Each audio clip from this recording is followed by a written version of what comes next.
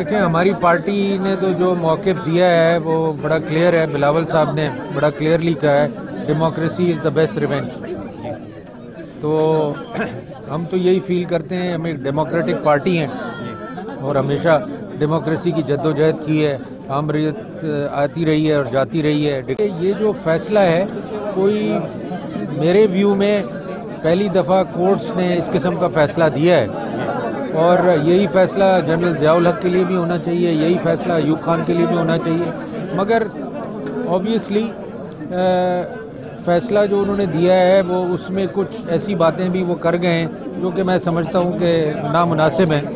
مگر جو پرنسپل فیصلہ ہے وہ یہ ہے کہ the constitution was broken.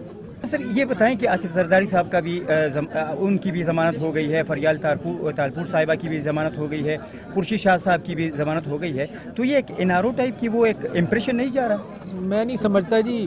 Point یہ ہے نا کہ نہ کوئی ان پہ ریفرنس ہے, نہ ان پہ کوئی کیس ہے, اور آپ ضمانت کی سیکیورٹی دیکھیں انہوں نے کیا لی ہے, وہی جس پہ ان کو اکیوز کیا ہے. جی 1 کروڑ روپے کی ان کی ہے, اور جو چیک ان کو پیمنٹ آئی تھی اسی کے لیے انہوں نے اس کی وہ لی ہے. تو میرا خیال ہے کہ پہلے بھی 11 سال ان کو بغیر کیس کے رکھا رہا, اب بھی انہوں نے 6 مہینے ان کو بغیر کیس کے رکھا رہا.